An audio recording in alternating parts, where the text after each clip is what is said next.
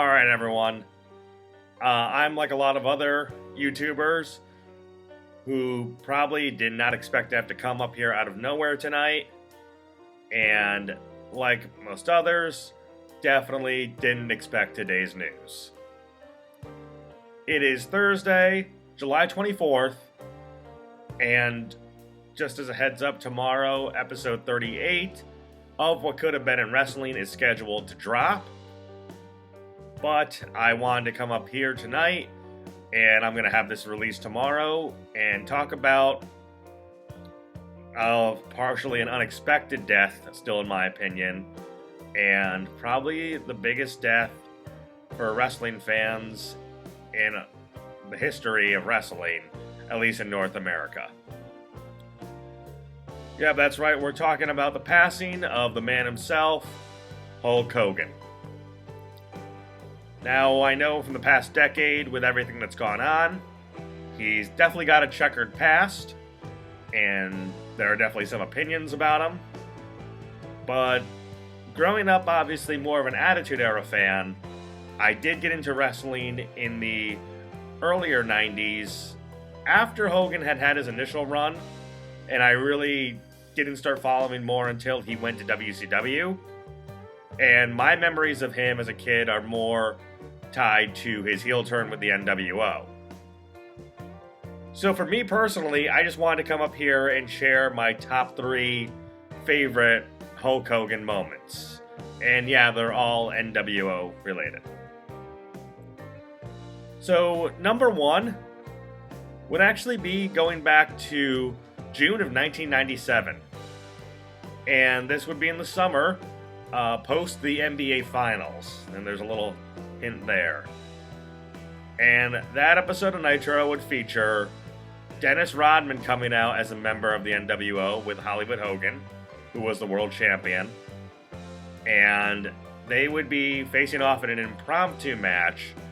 The team, named by Wrestling Bios of Giant Package, being Lex Luger and the Giant.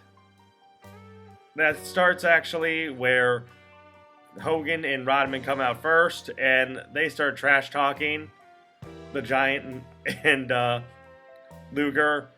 They're saying that they heard him quivering when they made their challenge. They saw him shaking in their boots, and they were in back with Macho Man, and Macho Man told him to take care of Flexi Lexi and the Big Stinky Giant. Go back and watch the promo, because that's what Hogan says. I really loved this angle as a kid because, 1, I love basketball. That's actually my favorite sport. And 2, I was a huge Michael Jordan fan.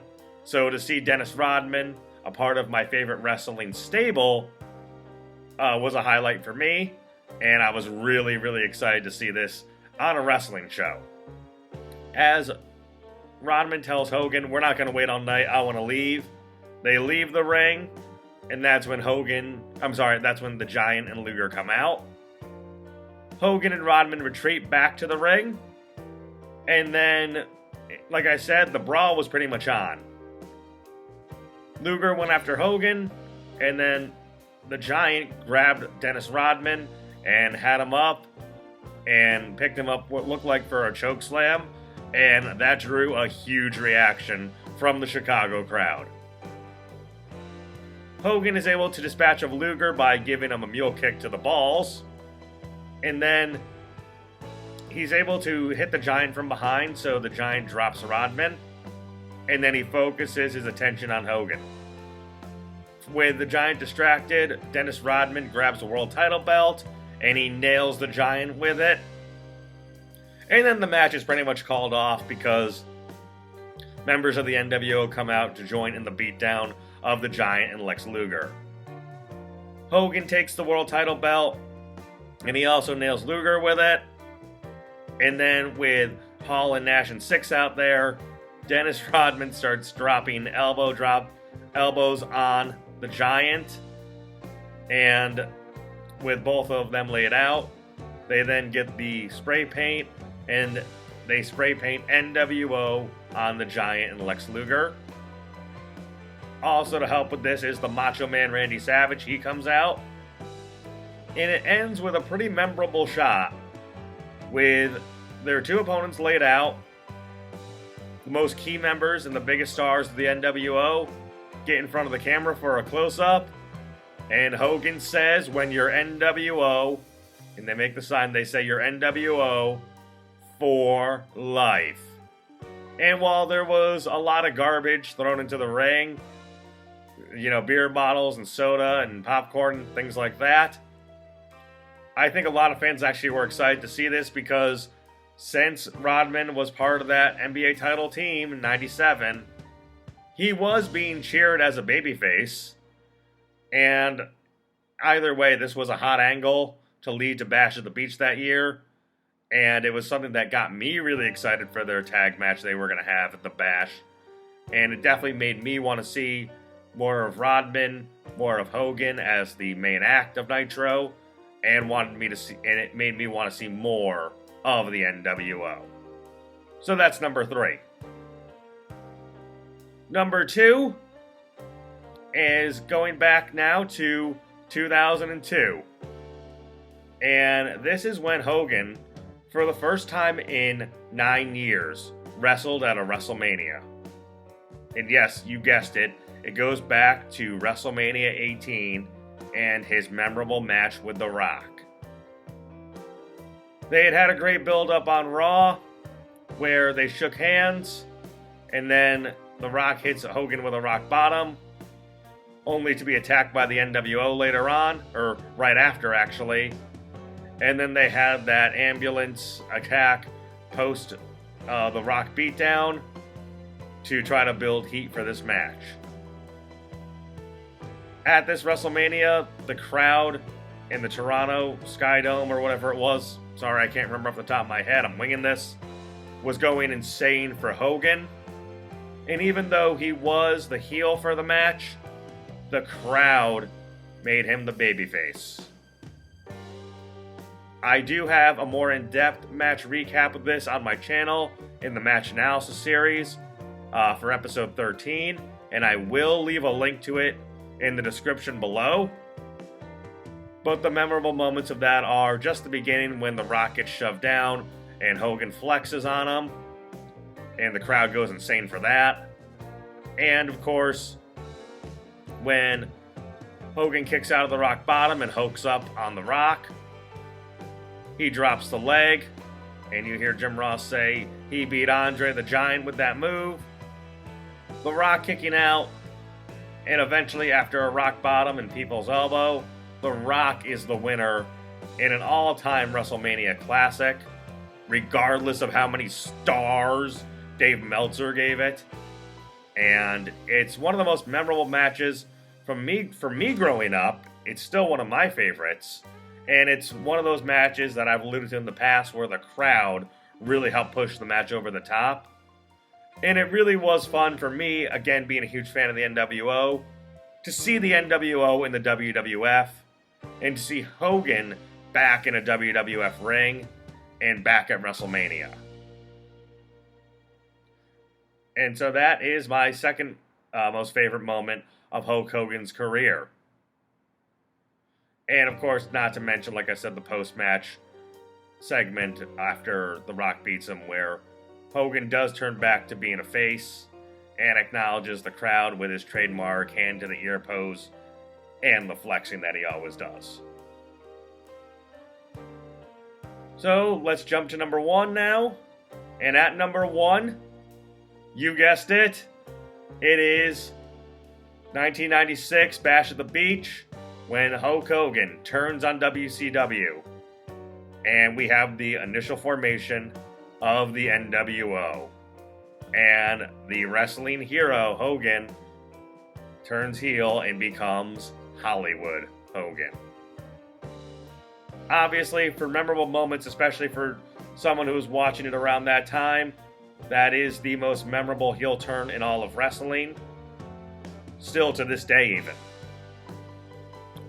In the match between the Outsiders against Sting, Macho Man, and Lex Luger, who had been taken out earlier in the match, Hogan comes out after everyone's down, and he does get some cheers, But of course, we have Bobby the Brain Heenan asking, whose side is he on? He comes in the ring, and the outsiders bail to the outside, and now we just have a prone Macho Man Randy Savage who's laid out. And then Hogan backs up, hits the ropes, and drops the leg on the Macho Man. Tony Schiavone, Bobby Heenan, and Dusty Rhodes all do a great job of selling the seriousness of this angle, asking what the hell is going on, what is going on, and asking, is he the third man with the outsiders? And then, of course, Hogan proceeds to drop the leg on the Macho Man 2 more times, and he embraces Hall and Nash, and we have the formation of the NWO. The disapproval of the fans was very evident as they threw a bunch of beer bottles and a bunch of, candy wrappers and popcorn and things like that into the ring. And I think even a fan actually tried to get in, but he was ushered away by security. And Hogan then went to cut a memorable promo on all the fans with Mean Gene Okerlund doing the interview, where he told everyone to shut up if they wanted to hear what he had to say. And he went on to basically say these two men came from a big company up north. Who knows more about that company than I do? And he talked about how for 2 years, he did everything for the charities. He did everything for the kids. But the reception he got coming out there, he said, you fans can stick it. And he said, billionaire Ted promised him millions of dollars. He promised him world caliber matches. And he said when it was over, the name Hulk Hogan, the man Hulk Hogan, became bigger than the sport of wrestling. And you know what? For a time, he probably was. And then when he talked about how if it wasn't for Hulk Hogan, none of those people would be there.